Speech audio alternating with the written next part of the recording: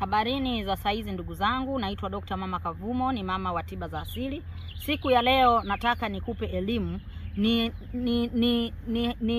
ishara gani ambazo unaweza ukajua kwamba umerogwa au umechezewa kichawi, iwe katika biashara, iwe katika mwili wako, iwe katika nyumba yako. Na ishara gani ambazo ukiziona utambue moja kwa moja umetupiwa uchawi au umerogwa katika mwili wako, katika biashara yako au katika kazi zako. Ni ishara gani ambazo utaweza kuziona? Wapenzi watazamaji, kwanza ukiona unapokuwa ukiingia katika biashara yako unajikuta mwili wako unasikia usingizi, unapoingia tu kwenye biashara yako basi utajikuta unasikia usingizi. Au mpenzi mtazamaji, moja kwa moja unapoingia iwe kwenye nyumba yako basi riziki zako zinakuwa hazikai. Yani uko kwenye nyumba yako ukipata pesa unajikuta hazikai, ukitoa kiasi cha pesa tu kidogo unakuta moja kwa moja pesa zako zote zinakuwa zinatoweka. Utambue umerogwa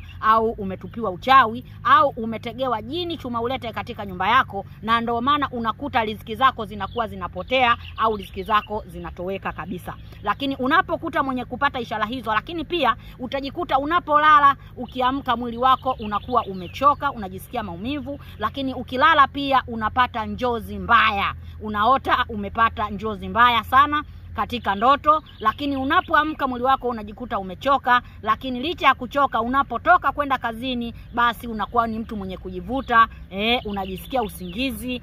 Utambue tayari moja kwa moja umetupiwa uchawi, ambao uchawi huo unakufunga kwenye upande wa mafanikio, unafunga kwenye upande wa riziki.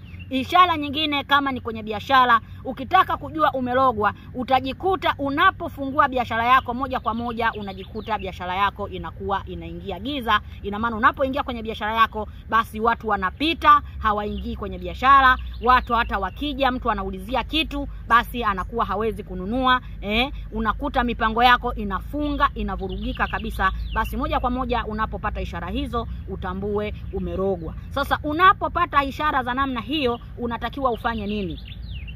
Unapopata ishara za namna hiyo unachotakiwa kufanya, kama ni mtu uko nyumbani kwako basi jitahidi katafute miti 7 au tafuta miti 14. Lakini katika miti 7 hiyo jitahidi usiache kupata, kuna mti unaitwa kivumbasi, watu wengi wanajua kuna mti unaitwa kivumbasi au mvumbasha. Kwa hiyo kama una sehemu unaweza kupata kivumbasi basi utakwenda kutafuta kivumbasi. Lakini utakapotafuta kivumbasi nenda katafute na mti wa mwarobaini. Utakapotafuta mti wa mwarobaini utachukua zile dawa kwa pamoja, kisha utazitwanga au kuzisagasaga, kisha utaziweka kwenye ndoo, utamwagia nyumba yako, kisha nyingine utaoga. Basi utaona ishara ile inakupungua. Lakini ukifanya hivyo ukiona bado ile giza inaendelea au ule uchawi bado unakusumbua, basi itatakiwa uweze kuwasiliana na mimi Dr. Mama Kavumo au uweze kutafuta mtaalamu ambao ataweza kukusaidia kwa wakati huo ili uweze kuondokana na hiyo changamoto.